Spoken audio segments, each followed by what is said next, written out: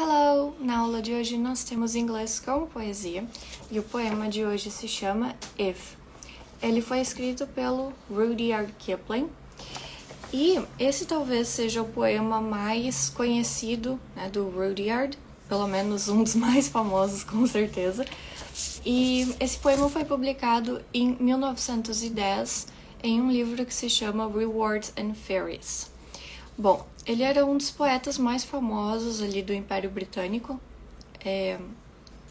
nessa época ali no final dos anos 1800, 1900, e esse poema é como se fosse uma série de conselhos para o filho dele. Então nós vamos ler ali cada um dos versos, mas imagina que seja um grande conselho de pai para filho. Bom, de um modo geral, então, esse poema traz um pouco, ele se inspira nas ideias do estoicismo, que para quem não sabe é uma filosofia da Grécia Antiga, que encorajava as pessoas a viverem sem se influenciar pelos altos e baixos da vida, sem se influenciar pelos prazeres ou pelas dores que pudessem acontecer. Bom, então nós vamos fazer a leitura desse poema e na sequência nós podemos discutir o que significa cada verso e a ideia de um modo geral. Então, começando pelo título que se chama If. If significa se alguma coisa, aquela outra coisa. Então, você vai ver que existe uma série de estrofes, de versos que começam com essa palavra, com essa condição. Então, se você conseguir fazer tal coisa, você vai aquela outra coisa. Tá? E em poemas, nós podemos ter inúmeros recursos para gerar efeitos, e aqui nós temos uma série de, sequências que são iguais, inícios iguais, então a gente pode chamar de paralelismo, porque é tudo paralelo, segue a mesma estrutura.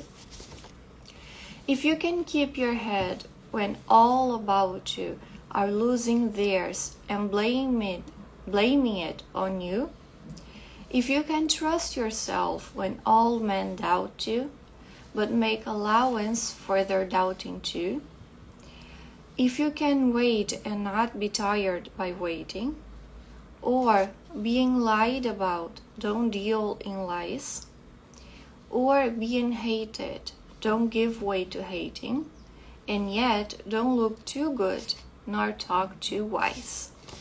Bom, esse poema tem aqui 4 estrofes, então a gente vai começar pela primeira. Bom, a versão em português, traduzida oficialmente, ela está um pouquinho diferente porque é preciso adaptar para o português também, para o nosso idioma. Então eu vou tentar manter assim, uma tradução um pouco mais ao pé da letra, para que a gente possa entender essas palavras no contexto delas. Bom, se você for capaz de manter aqui, manter a sua cabeça, no caso, manter a sua calma, manter a sua paciência, quando todos ao redor de você estão perdendo a deles, a cabeça deles, a paciência deles, a calma deles, e culpando por isso, culpando você pela impaciência deles. If you can trust yourself when all men doubt you, então, se você for capaz de confiar em você, confiar pode ser, quando todos os homens duvidam de você, mas também levar essas dúvidas em consideração. Aqui, make allowance seria dar permissão para que essas dúvidas também existam.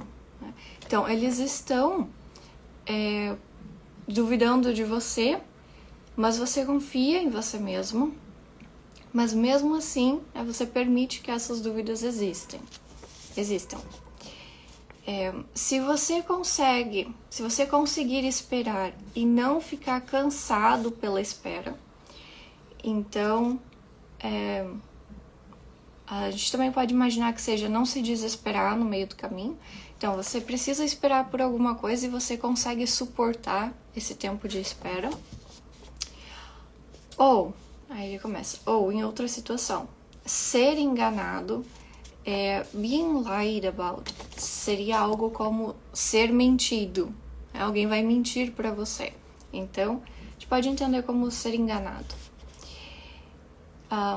Mesmo sendo enganado, você não vai se envolver em mentiras. Mesmo que alguém minta para você, você não vai se envolver nessas mentiras. Ou, sendo odiado, você não vai ceder ao ódio, né? Ceder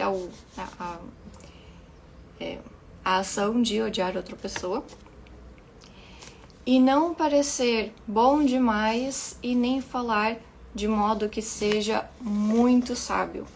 Aqui, ou pretensioso.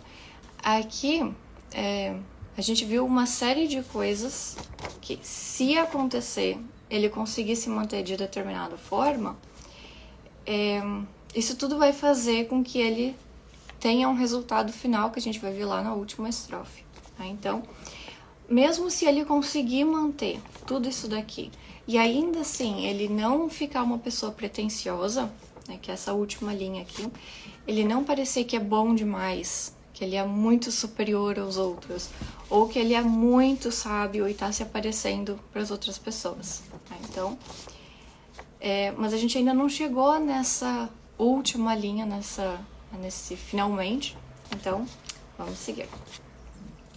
If you can dream and not make dreams your master, if you can think and not make thoughts your aim, if you can meet with triumph and disaster, and treat those two impostors just the same, if you can bear to hear the truth you've spoken, twisted by knaves to make a trap for fools, or watch the things you gave your life to broken, and stoop and build them up with worn-out tools.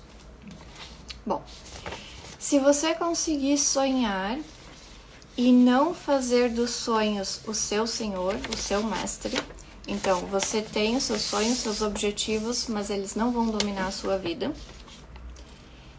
Se você conseguir pensar e não fazer dos pensamentos o seu objetivo,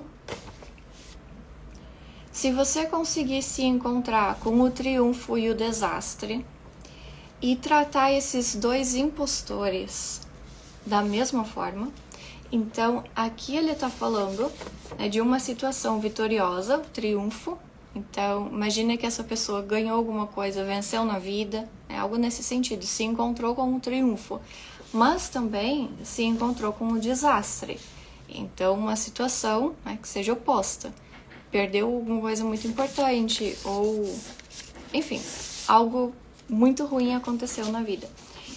E esse autor diz, se você conseguir tratar esses dois impostores, que no caso seria o triunfo e o desastre, exatamente da mesma forma, por que ele diz isso? Porque as situações de fora, o externo, é enganoso. Então, por exemplo, hoje você está numa situação muito boa, amanhã talvez você não esteja, mas é externo, entende? Isso não deveria afetar você por dentro, que é toda a base desse poema. Então, não importa o que aconteça do lado de fora, você vai se manter de determinada forma. Ok. Se você conseguir suportar ouvir a verdade que você disse, distorcida por pessoas desonestas, homens desonestos, para serem uma armadilha para tolos. Aqui, knaves é uma palavra já mais antiga, não se usa tanto hoje em dia, mas, né, considerando o contexto em que esse poema foi publicado, até faz mais sentido. Mas knave, aqui mais um caso daquele que é KN, o K é mudo no início, são pessoas desonestas, pessoas que mentem, né, nesse sentido. Então imagina que a pessoa, né, disse uma coisa que era verdadeira, mas essas pessoas desonestas foram lá e distorceram tudo e fizeram isso virar uma armadilha para quem é tolo, para quem não tá muito ligado nas coisas. Bom, or watch the things you gave your life to broken and stoop and build them up with worn out tools. Bom, ou ver as coisas pelas quais você deu a sua vida serem quebradas e se abaixar e conseguir refazê-las com ferramentas que já estejam gastas. Worn out tools seriam ferramentas que já de serem tão usadas, elas já não servem mais para alguma coisa. Então imagina que você deu a sua vida inteira por determinada coisa, você se esforçou muito para conseguir aquilo e mesmo assim você acabou perdendo e agora precisa refazer tudo. E as ferramentas que você tem, elas são worn outs. Elas já foram usadas até se desgastarem. Bom, depois seguindo.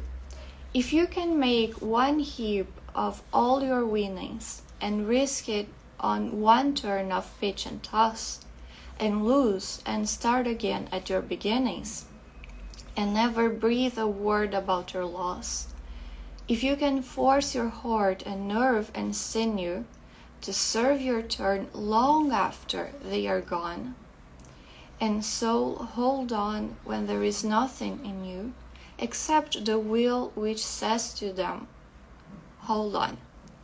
Bom, aqui a gente continua com a mesma estrutura, if. E a gente vai continuar então. Se você puder fazer um montinho de todas as suas vitórias, imagina que a gente tá falando aqui de moedas, tá? Porque vai fazer mais sentido com a linha de baixo. E arriscar tudo isso em uma rodada de pitch and toss. Esse aqui é um tipo de jogo de azar em que você precisa lançar uma moeda, você vai jogar essa moeda e a moeda que chegar mais próximo do marco indicado permite que esse jogador lance todas as moedas. E aí ele vai ganhar quem tiver a moeda com a cara virada para cima.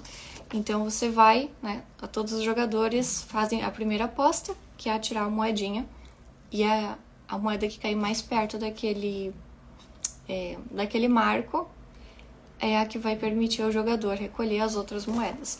Então imagina aqui que essa pessoa juntou todas as coisas que ele ganhou na vida e apostou tudo. Foi um all-in ali, apostou tudo.